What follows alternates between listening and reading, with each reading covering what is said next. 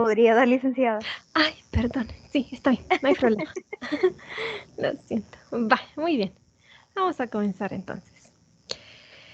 Hoy vamos a estar viendo el tema de la selección de la muestra. Esa es la siguiente parte después de que ya hemos hecho nuestro diseño de nuestra investigación, ya hemos hablado en nuestro avance, el que van a entregar, sobre el alcance de la investigación, ya han hablado sobre el diseño y pues ahora ya han definido las variables, la operacionalización, las hipótesis y todo lo que vimos en la tutoría pasada, ¿verdad? Entonces, una vez hecho todo este trabajo, pues ahora toca la parte de la selección de la muestra para luego pasar a la recolección de datos, ¿verdad? En base a nuestra muestra. Permítanme un momento. Creo que algunos de sus compañeros están escribiendo al grupo. Ah, ok. Muy bien. Entonces, de eso es lo que vamos a hablar ahora. Para seleccionar apropiadamente una muestra en nuestra investigación, tenemos que seguir una serie de pasos. Y esos pasos los vamos a ver ahora para que podamos llevarlos a cabo y podamos definir en el trabajo de investigación, en el proyecto que ustedes están haciendo, una muestra correctamente, si es que no van a trabajar con su población y van a realizar un tipo de muestreo. Sabemos que para la selección de la muestra es importante primero definir los participantes de nuestra investigación. También tenemos que delimitar nuestra población, elegir el método de selección de muestra, encontrar el tamaño de la muestra, aplicar un procedimiento para la selección de la muestra. Ya teniendo el tamaño, ¿verdad? Aplicamos un procedimiento para la selección de la muestra y de todos estos detalles son los que vamos a estar hablando el día de hoy. Primero vamos a responder esta pregunta. ¿Qué es una muestra? Vamos a decir que una muestra es un subgrupo de la población o universo en el cual se recolectan los datos y debe ser representativo de esta, es decir, debe ser representativa de la población. ¿Por qué decimos que una muestra tiene que ser representativa de la población? Porque uno de los objetivos de sacar una muestra probabilística es la posibilidad de que nosotros podamos generalizar los resultados a toda nuestra población. Entonces, una muestra va a ser un subgrupo de esta población o de este universo al cual nosotros vamos a pasarle nuestro instrumento, teniendo en cuenta que si es una muestra probabilística, esta tiene que ser representativa de nuestra población porque nos va a permitir generalizar los resultados. Vamos a trabajar, vamos a gastar menos recursos porque con una muestra no tenemos que sondear a toda nuestra población, sino a un pequeño grupo, pero los resultados, manteniendo cierto error estándar, se pueden generalizar. Entonces, esa es una muestra, un subgrupo de la población. Una vez entendido el concepto de muestra, la definición de este concepto, vamos a pasar con los pasos. Dijimos que son una serie de pasos que vamos a seguir. El primer paso, vamos a tenerlo claro. ¿Cuál es el primer paso? Vamos a ir paso a paso hasta terminar para que ya sepamos cómo elegir la muestra y qué programas podemos usar para la selección del tamaño. Paso 1, definir los casos. ¿De qué se trata este paso? Bueno, en este paso vamos a definir los casos. El interés se centra en qué o quiénes, es decir, en los participantes o en los objetos de estudio, es decir, en las unidades de muestreo. Esto de definir los casos o definir los participantes de nuestra investigación va a depender del planteamiento del problema que tengamos y del alcance de la investigación que hayamos definido. En este punto tenemos que tener claro a qué población queremos enfocarnos. Y esto será en base a nuestra pregunta de investigación, porque en nuestra pregunta de investigación, pues nosotros delimitamos muy bien la pregunta para tener claro quiénes serán los participantes en nuestra investigación. Porque al seleccionar la muestra, y pasar el instrumento a la muestra para medir las variables, nuestro objetivo es darle respuesta a la pregunta de investigación. Por eso es importante definir los casos. En este momento tenemos que tener bien claros quiénes queremos que sean los participantes. Por ejemplo, imaginémonos que tenemos una pregunta de investigación que habla sobre la discriminación laboral de mujeres que trabajan en empresas en San Salvador. Entonces hablamos de la discriminación laboral en mujeres y nos preguntamos sobre si existe esta discriminación laboral. Entonces podríamos pensar que nuestros casos o nuestros participantes van a ser mujeres nada más que trabajan en empresas en San Salvador. Pero realmente solo las mujeres no sería elegir correctamente o definir correctamente nuestros casos o nuestras unidades de análisis, porque también tenemos que incluir a hombres para tener un punto de comparación.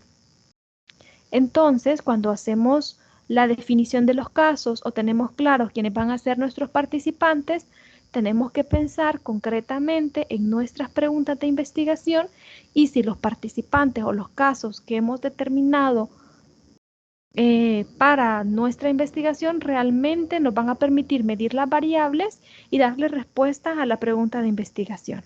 Es muy importante tener claros nuestras unidades de análisis, que son estos participantes de nuestra investigación, porque si lo hacemos correctamente, vamos a medir bien nuestras variables, vamos a responder nuestras preguntas, vamos a lograr nuestros objetivos, vamos a hacer correctamente nuestra prueba de hipótesis y vamos a tener éxito en nuestra investigación. Así que el primer paso de definir los casos, es decir, definir quiénes son los participantes o definir los objetos que son los que van a ser nuestras unidades de análisis, es muy importante. Ese es el primer paso, tener claro quiénes son nuestros participantes. El segundo paso, una vez ya hemos definido nuestras unidades de análisis, tenemos que delimitar nuestra población.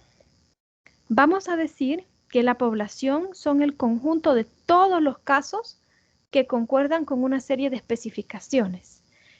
Es decir, que comparten ciertas características. Esa es nuestra población.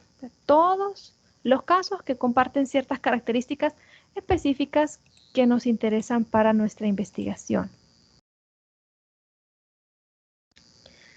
Cuando hablamos de delimitar nuestra población, también vamos a tener en cuenta el lugar y el tiempo. Vamos a ver un ejemplo. Imaginémonos que estamos investigando el uso de las redes sociales y su relación con el rendimiento de los niños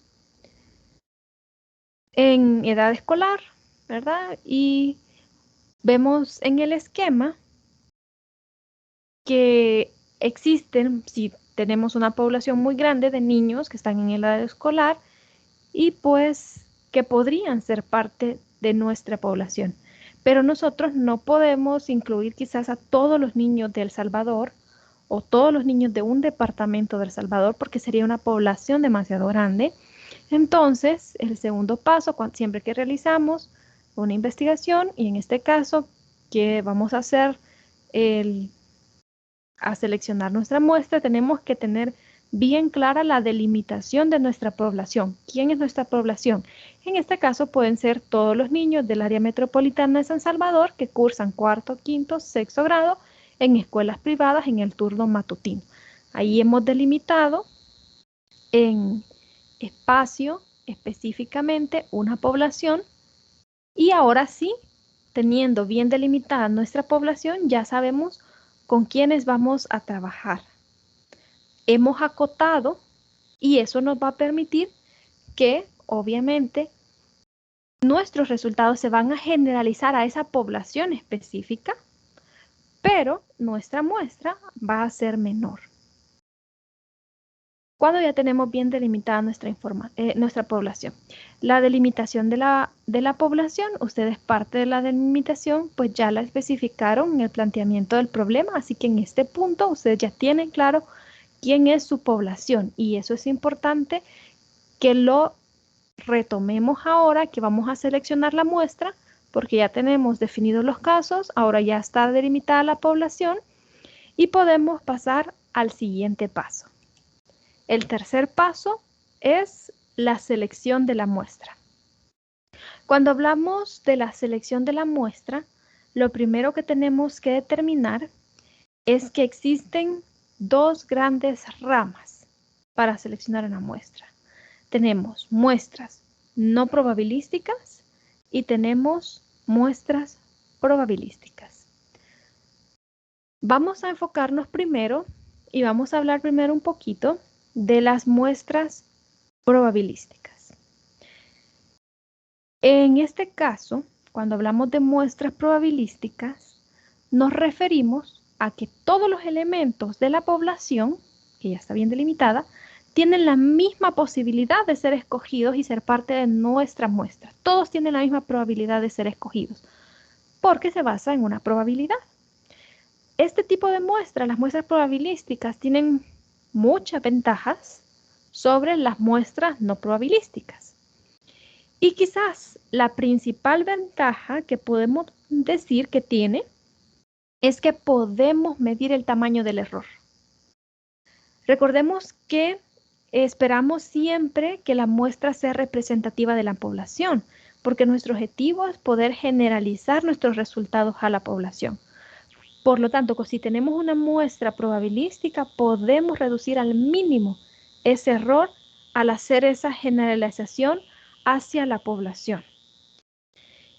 Y si estamos trabajando con un diseño de investigación transversal, recuérdense que en la tutoría pasada hablamos de los diseños de investigación y mencionamos los diseños transversales. No sé si recuerdan que era un diseño transversal. Vamos a ver quiénes están conectados. A ver, Sofía, ¿recuerda que era un diseño transversal?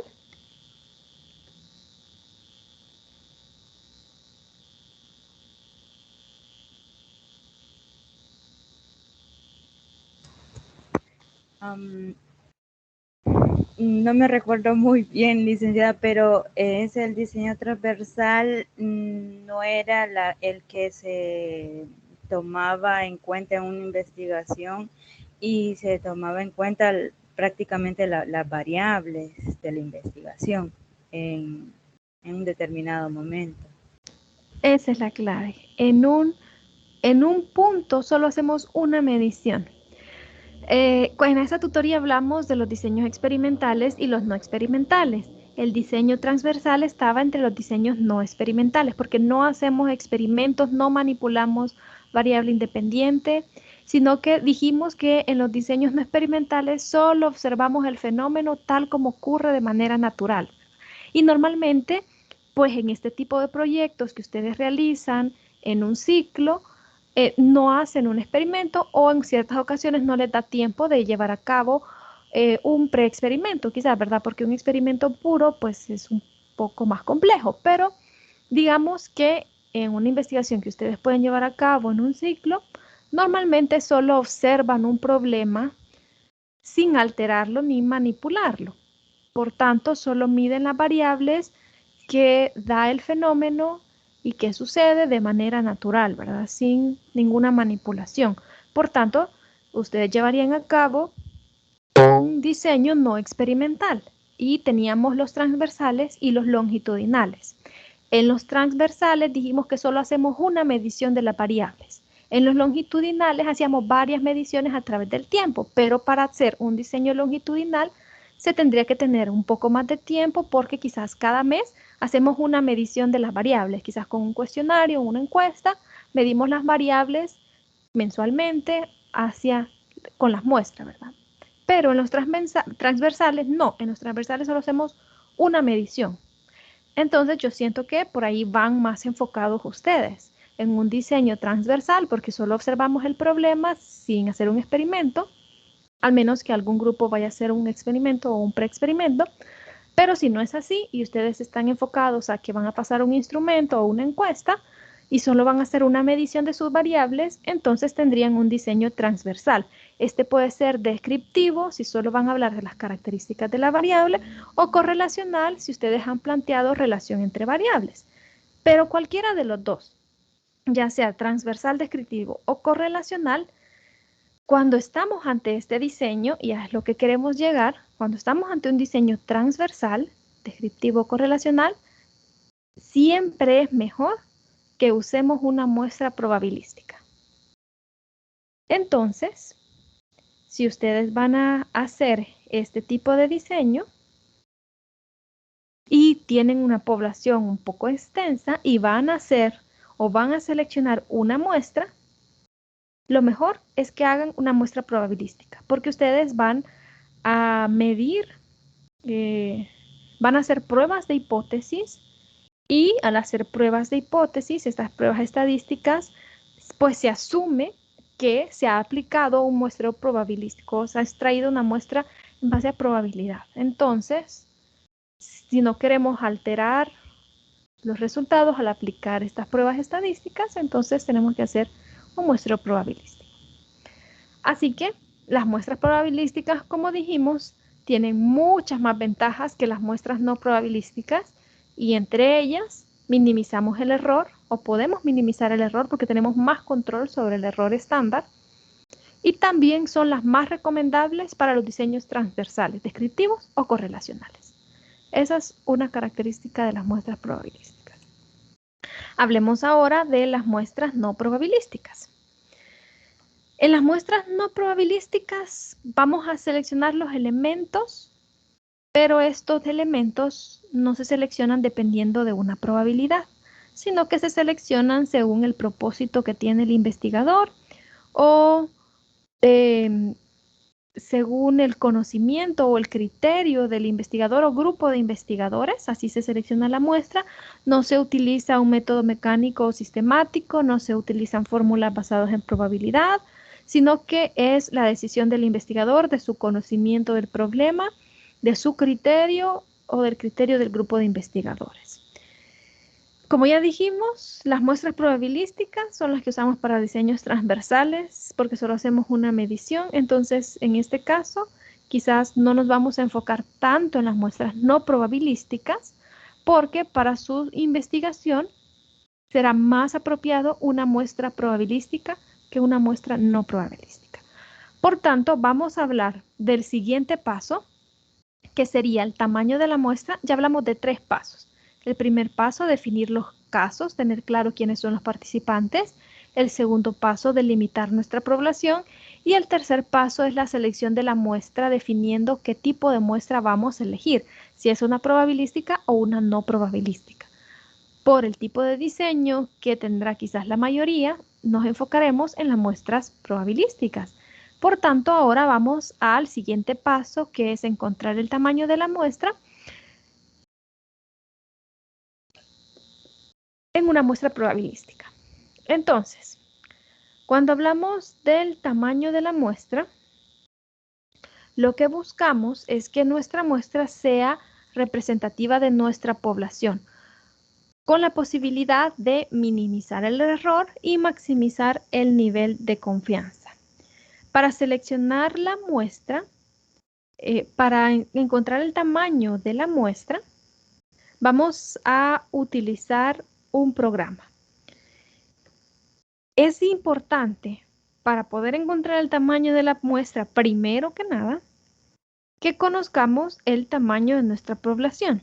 Aunque bien es cierto, existen fórmulas que nos permiten encontrar tamaños de muestra sin conocer el tamaño de nuestra población, pero necesitamos conocer otros parámetros, ¿verdad? En este caso vamos a aprender de una forma sencilla con un programa a encontrar el tamaño de la muestra conociendo el tamaño de nuestra población. Otros valores que tenemos que conocer para poder calcular el tamaño de la muestra es el error máximo aceptable, el nivel de confianza y también nos pide el porcentaje de que el fenómeno ocurra. Ya vamos a hablar sobre eso.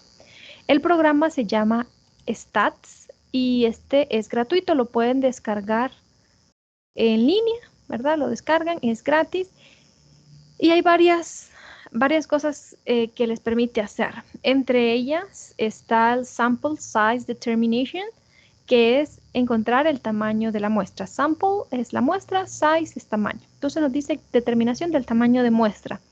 En esta opción nos pide que ingresemos algunos valores. Primero nos dice Universe Size, que es el tamaño de nuestro universo. Nos dice el porcentaje de error máximo aceptado, el nivel estimado, esta es nuestra probabilidad de que ocurra el fenómeno, y el nivel de confianza deseado. Estos son los valores que nos indica que tenemos que ingresar, y una vez ingresamos, entonces podemos determinar el tamaño de la muestra. Cuando hablamos del error máximo aceptable, significa el error que admitimos como tolerancia de que nuestra muestra no sea representativa, es decir, de equivocarnos. Normalmente los niveles, los porcentajes que podemos colocar pueden variar desde el 20% hasta el 1% en el programa. Aquí podemos ingresar. Pero en una investigación normalmente los valores más comunes son del 1% al 5%. Si escribimos 1% aquí en el error máximo aceptado, significa que toleramos muy poco error en nuestra investigación, 1 de cada 100.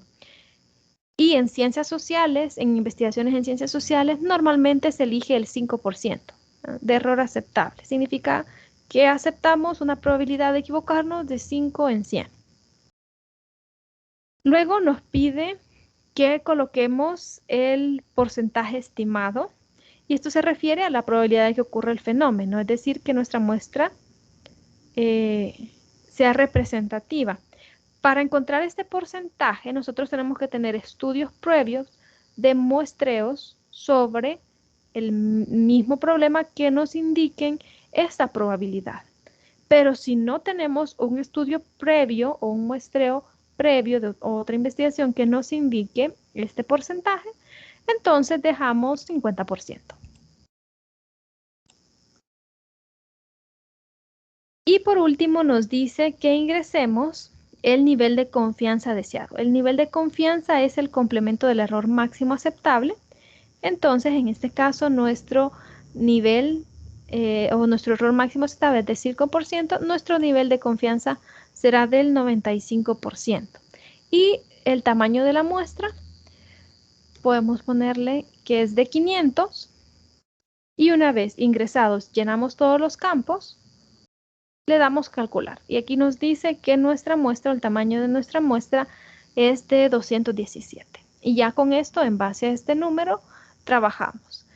Si nosotros aceptamos un mayor error, el tamaño de la muestra se reducirá significativamente. Por ejemplo, si aceptamos un error del 10%, tendremos un tamaño de muestra de 60. Entonces podemos darnos cuenta de que dependiendo la tolerancia que nosotros le demos al error máximo aceptado, pues de esto dependerá mucho el tamaño de la muestra. Si nosotros le damos del 1%, que admitimos muy poco error, entonces tendremos un tamaño de muestra significativamente grande. Como ven, 485, casi el tamaño de nuestra población.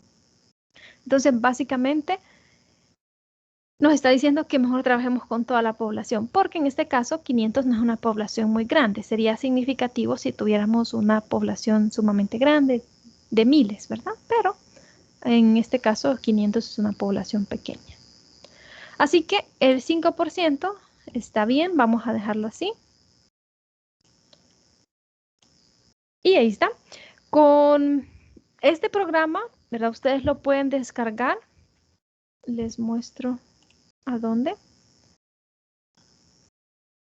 Si ya lo tienen, pues pueden usarlo si van a encontrar el tamaño de la muestra o si van a usar un tipo de muestreo.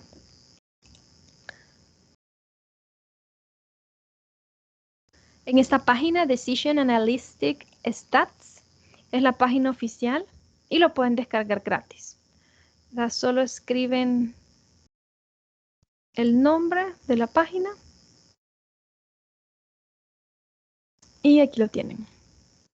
Llenan los campos para descargarlo. Aquí les dice descargar Stats 2.0 para escritorio. Entonces el nombre, el email son los campos obligatorios. Le seleccionan que van a descargar Stats. Aceptan los términos, le dan Submit y ya les aparece el botón para que puedan descargarlo, para que lo tengan. Entonces, con este programa pueden encontrar el tamaño de la muestra y también nos va a servir para el siguiente paso, que es aplicar el procedimiento de selección de la muestra. Vamos a ver eso ahora.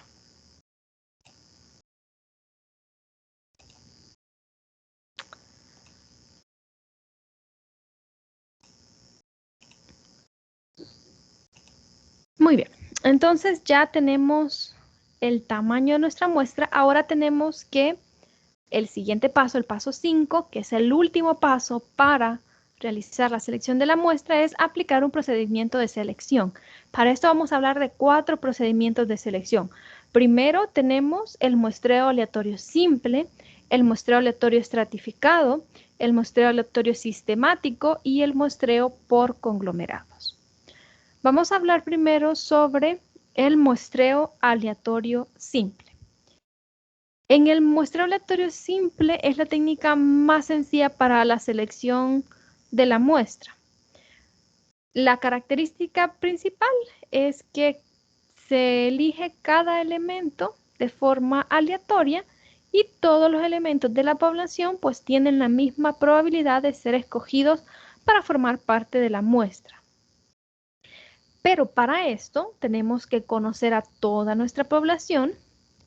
Quizás tenemos que tener una base de datos de toda nuestra población porque es importante para realizar correctamente un muestreo aleatorio simple que tengamos ya sea identificados de alguna forma quién es nuestra población, quizás en una base de datos, porque tenemos que generar y asignarles un número porque tenemos que generar aleatoriamente la selección de la muestra. Vamos a ver cómo podemos hacerlo siempre con stats.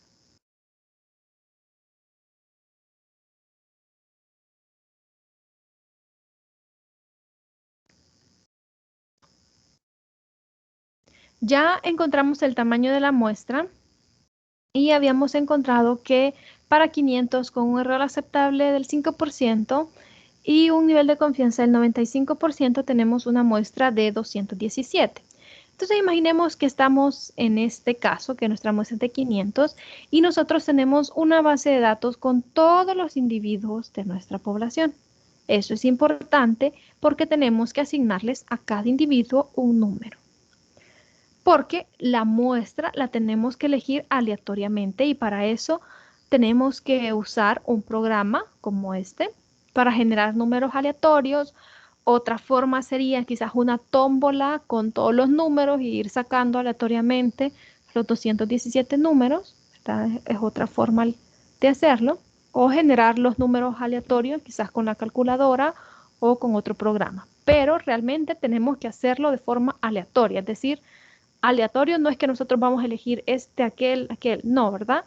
Es aleatorio con un programa que nos genere los números aleatorios o con un método, como les digo, con una tómbola, y ir eligiendo los números de forma aleatoria. Stat nos permite elegir random numbers, que son los números aleatorios. Entonces nos dice cuántos números aleatorios queremos generar. En este caso le vamos a poner, queremos generar 217. Nos dice que pongamos el mínimo, vamos a seleccionar esta opción, mínimo y máximo de valores para los números aleatorios. El mínimo es 1 y el máximo es 500, porque tenemos 500 participantes numerados del 1 al 500 en quizás nuestra base de datos con todos los participantes. Y le vamos a decir que elija random, que es aleatorio, y que no nos duplique. Entonces le damos calcular y ahí nos genera los 217 números aleatorios. Entonces ya nosotros vamos viendo nuestra población y vamos seleccionando a los individuos. Vamos a seleccionar al 317, al que está en la posición 205, al 259, al 45, al 231 y así sucesivamente. Vamos a seleccionar a los que nos ha dicho el programa. Y ahí tenemos a todos nuestros participantes. Por eso es importante que los tengamos ordenadamente y que les asignemos un número a cada participante para poder seleccionar correctamente nuestra muestra de forma aleatoria. Y ese sería el primer procedimiento de selección de la muestra. Este es el más simple, ¿verdad? Generar una muestra aleatoria porque fácilmente podemos generar números aleatorios. Una vez ya tenemos el tamaño de la muestra y sabemos quiénes son toda nuestra población, entonces podemos irlos seleccionando de esta manera. Muy bien, ese es el primer procedimiento. Vamos a ver ahora el siguiente procedimiento, que es el muestreo aleatorio estratificado.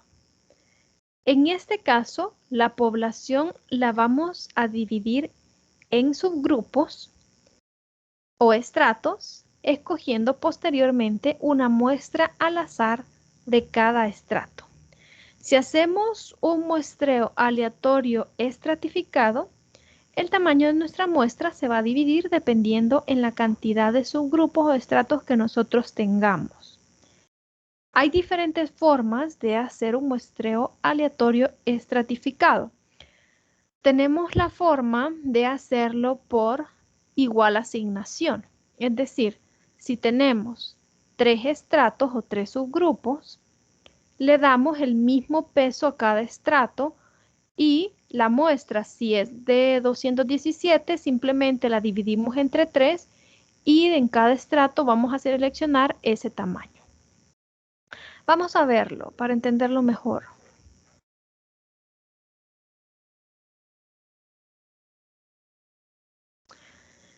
Imaginémonos que tenemos una población de 500 estudiantes universitarios. Esa es nuestra población. Nosotros ya tenemos nuestra base de datos con los 500 estudiantes y son de 4 carreras. Tenemos licenciatura en idiomas, licenciatura en matemática, medicina y mercado internacional. En licenciatura en idiomas tenemos 100 estudiantes, en licenciatura en matemáticas 50, en medicina 200 y en mercadeo internacional tenemos 150. Entonces nosotros tenemos 500 estudiantes, que ese es N, el tamaño de nuestra población. Y tenemos que encontrar el tamaño. También sabemos que el tamaño de la muestra es de 217. Vamos a usar el ejemplo que ya estamos viendo. Con un error máximo aceptable del 5% y un nivel de confianza del 95%, nuestro tamaño de la muestra es de 217. Dijimos que hay dos formas de hacerlo el muestreo estratificado. Igual asignación. Como tenemos 4 estratos, cada uno de estos es un estrato, ¿verdad? Cada una de las carreras es un estrato, entonces tenemos 4 estratos. Entonces vamos a tener que tener 4 tamaños de muestra, uno para cada estrato. Entonces, N1, que sería el primer tamaño de muestra para el primer estrato, que sería la licenciatura en idiomas, si tenemos igual asignación, lo único que tenemos que hacer es dividir el tamaño de la muestra entre la cantidad de estratos que tenemos. Entonces, 217 entre 4, aproximadamente 54. Y a un estrato le quedará 55. Entonces, el estrato 1 tendrá 54, que es licenciatura en idiomas. El estrato 2 tendrá 54, que es la licenciatura. No alcanza. Bueno, 54, que es la licenciatura en matemática. En este caso no serán suficientes, tendríamos que agregar a otros. 54 para medicina y 55 para mercadeo internacional. Esto es cuando hacemos una asignación igual, es decir, no tomamos en cuenta el peso en cada estrato. El peso nos referimos a la cantidad de estudiantes. Es mejor Esta sería una forma de hacerlo, un muestreo estratificado. Ya tenemos la cantidad y después sabemos que de estos 100 vamos a elegir de forma aleatoria a 54 estudiantes. ¿Cómo los elegimos de forma aleatoria? Con el programa que dijimos, ¿verdad? Tenemos que generar 54 números aleatorios y ponerle que nos los genere el tamaño de la muestra. Vamos a poner que 54 y que nos los genere del 1 al 100. Sin duplicar y ahí están, ¿verdad? Aquí ya hemos elegido nuestros 54 individuos que pertenecerán al primer estrato. Y lo mismo con los demás, del 1 al 50 que nos elija 54. Aquí tendríamos que disminuir porque solo tenemos 50 y quizás tendríamos que elegirlos a todos y aumentar los otros 4 que nos sobran en los otros estratos por el tamaño, ¿verdad? Lo mismo en medicina, del 1 al 200 y elegir 54. Y en mercadeo internacional, 55. Bueno, pero en vez de hacer una asignación igual y no tomar en cuenta el peso de cada estrato, lo mejor es que si hacemos un muestreo estratificado, este sea proporcional, ¿verdad? Eso significa que sí vamos a tomar en cuenta el peso de cada estrato para encontrar el tamaño de la muestra en cada estrato. Entonces, siempre, nuestro tamaño de la población es 500. Nuestro tamaño de muestra es 217. Pero en este caso, sí vamos a tomar en cuenta el peso de cada estrato y para eso vamos a aplicar una fórmula. El tamaño del estrato sub i va a ser igual a n, que es el tamaño de la muestra, multiplicado por n sub i, que es el tamaño de la población en el estrato, entre n, que es el tamaño de la población. Y de esa forma vamos a encontrar un tamaño de muestra que sea proporcional a la cantidad de individuos que pertenecen a cada estrato y nos dará un mejor muestreo estratificado. Entonces, para este primer caso, n sub 1 es la licenciatura en idiomas, entonces tenemos que multiplicar 217 por n sub i, que son 100, entre 500.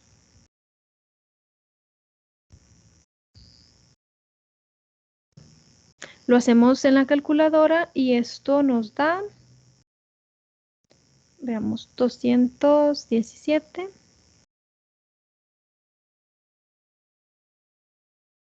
Aproximadamente nos da 43.4 y lo aproximamos, lo dejamos en 43, ¿verdad? 43.4, lo dejamos en 43 aproximadamente. Solo tomaremos 43 individuos de este primer estrato, según su peso, ¿verdad? Entonces vamos a poner por aquí n sub 1, que es la licenciatura en idiomas, 43. Encontramos el segundo, que n sub 2 sería la licenciatura en matemática, de la misma forma, 217 por 50 entre 500. N sub 2 es igual, lo hacemos en la calculadora y aproximadamente nos da 22 individuos. Entonces, el segundo tamaño de muestra para nuestro segundo estrato es de 22. Para el tercer estrato,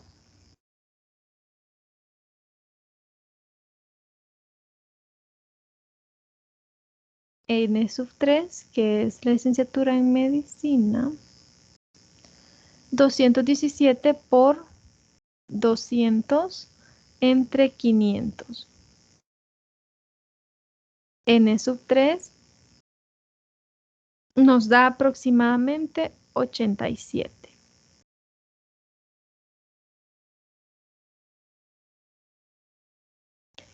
Y el último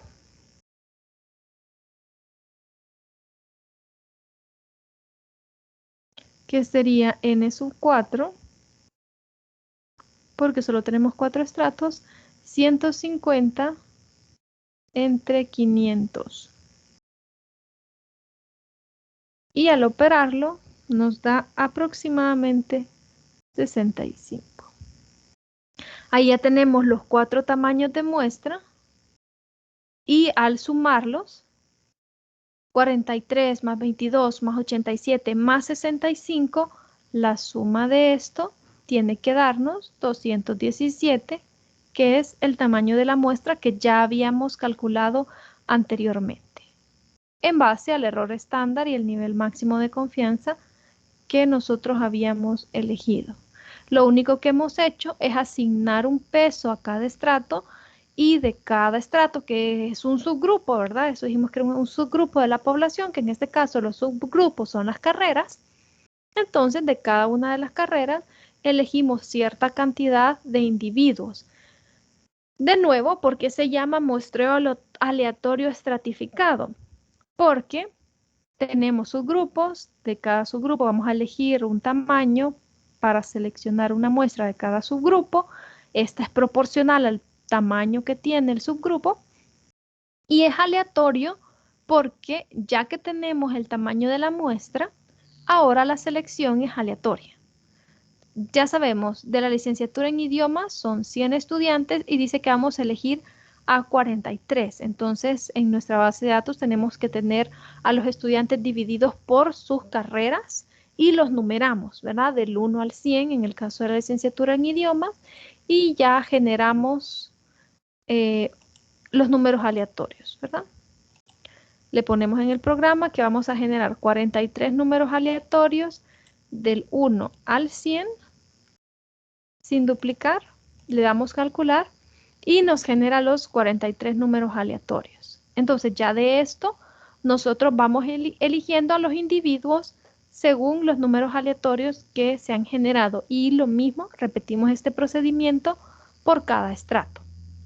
Es decir, lo mismo vamos a hacer para elegir a los 22 de la licenciatura en matemática, a los 87 de la licenciatura en medicina y a los 65 de mercadeo internacional.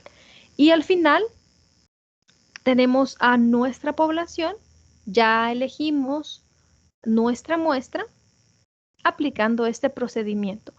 ¿Cuándo es probable que apliquemos o más probable que apliquemos este procedimiento? Cuando en nuestra población nosotros veamos subgrupos y nos interesa quizás asignarle un peso a cada subgrupo, es decir, que el tamaño de la muestra que saquemos de cada subgrupo sea proporcional a la cantidad de individuos en ese subgrupo.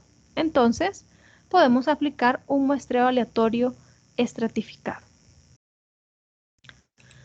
Vamos a ver entonces el siguiente procedimiento de selección de muestra. El siguiente es el muestreo aleatorio sistemático. En este nos dice que se divide el total de la población de estudio entre el tamaño de la muestra. Obtenemos una constante de muestreo que llamamos K y la primera unidad que va a formar parte de la muestra debe estar entre 1 y K y se elige de forma aleatoria. En este tipo de selección de muestra se hace de manera sistemática. Debemos tener nuestra muestra ordenada, tenemos que tener la base de datos con todos los participantes y la selección se hace en base a intervalos regulares. Vamos a ver un ejemplo.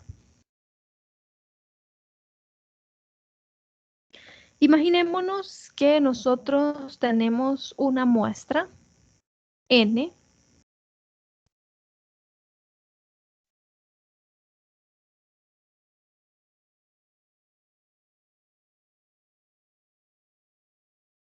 y vamos a decir que es de 420.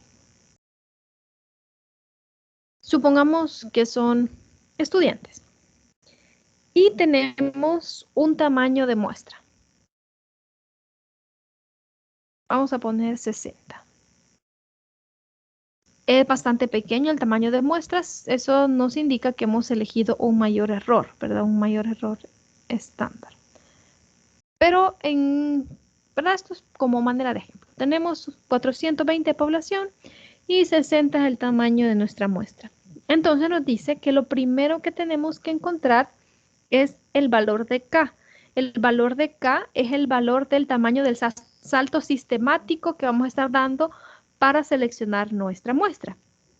¿Cómo encontramos K? K lo encontramos dividiendo nuestra población, 420, entre el tamaño de nuestra muestra.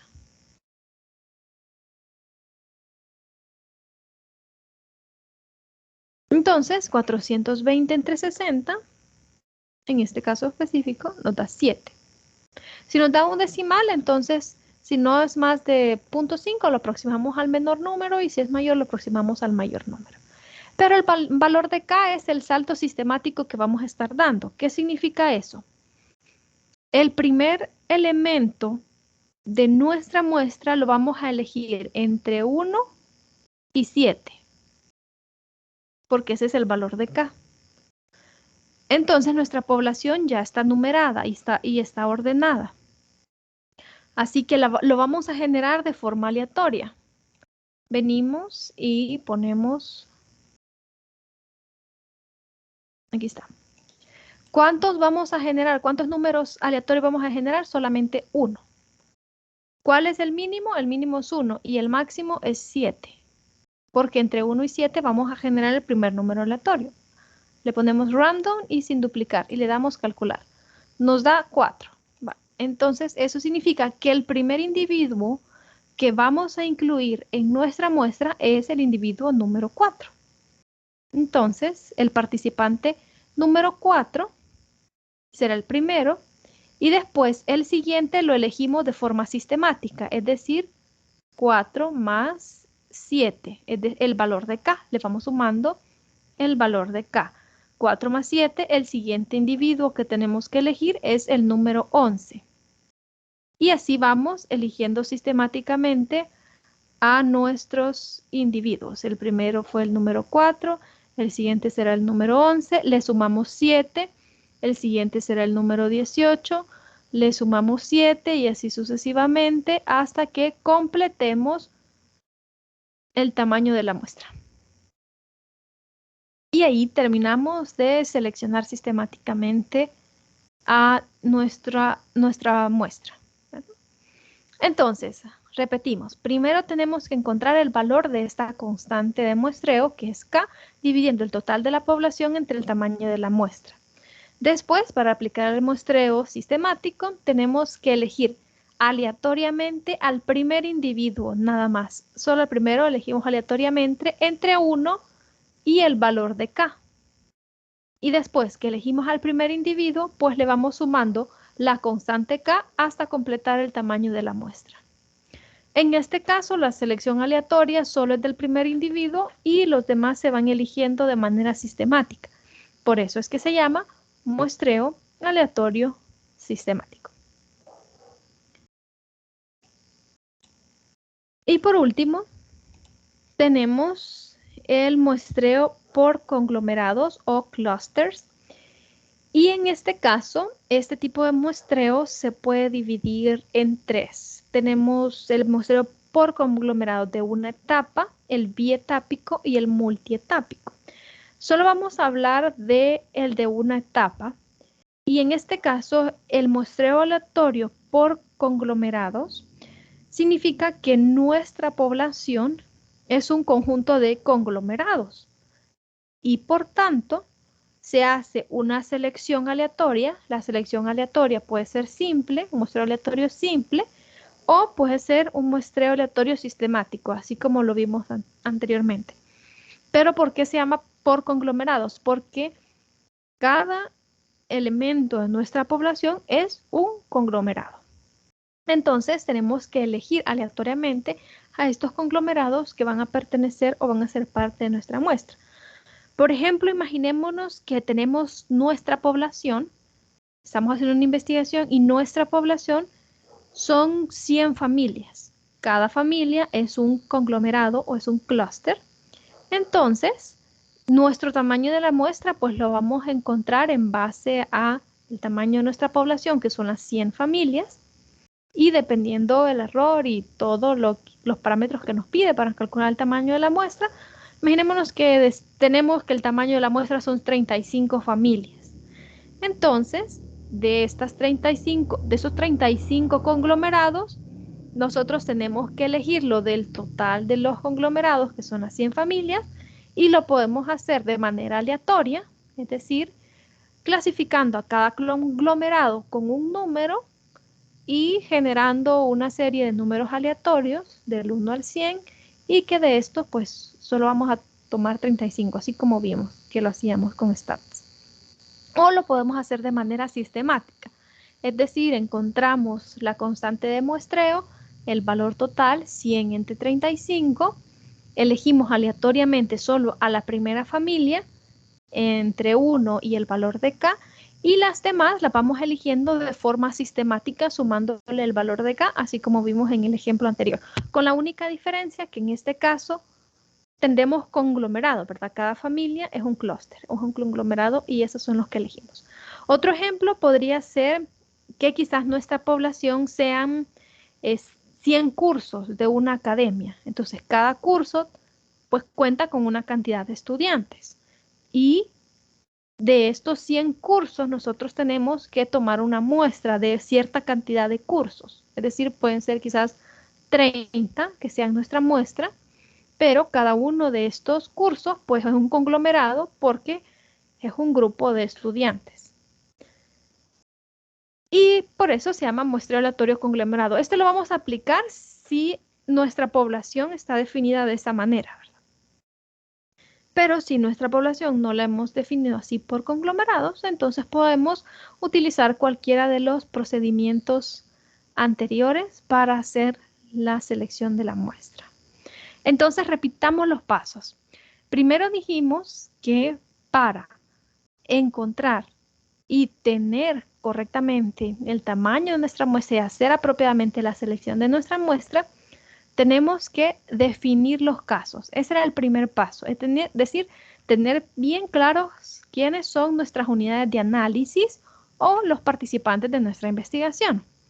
El segundo paso es delimitar nuestra población, que creo que eso ya todos lo tenemos bien claros en las investigaciones que están trabajando. Delimitar bien la población.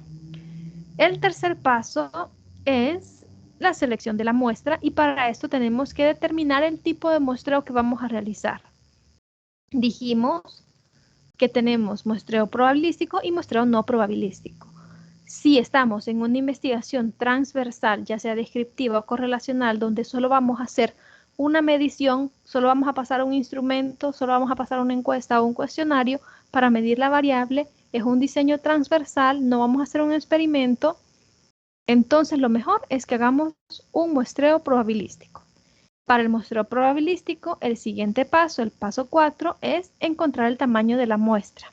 Y vamos a usar este programa o aplicar una fórmula, ¿verdad? Podemos investigar la fórmula para encontrar el tamaño de la muestra, no hay ningún problema. O usamos stats. Una vez hemos determinado el tamaño de la muestra, el último paso es seleccionar el procedimiento de selección de muestra. Y vimos 4 procedimientos. El muestreo aleatorio simple, que dijimos que es la técnica más sencilla, solo tenemos que elegir aleatoriamente nuestra muestra. También podemos usar ese programa para hacerlo. El muestreo aleatorio estratificado, es decir, si tenemos estratos o subgrupos en nuestra población y queremos darle un peso a cada estrato, usamos el muestreo aleatorio estratificado, el muestreo aleatorio sistemático o el muestreo por conglomerados si en nuestra población tenemos conglomerados, ¿verdad? O clústeres. Y eso sería todo para la correcta selección de la muestra. Nos vamos a quedar hasta acá en esta tutoría. El día sábado vamos a hacer un repaso de lo que estuvimos hablando ahora sobre el muestreo y vamos a seguir avanzando en los contenidos para que ustedes, a medida vayan avanzando en su proyecto, también estén listos para ir haciendo o realizando esos avances. No sé si tienen una pregunta de lo que hemos hablado en esta tutoría o todo quedó claro.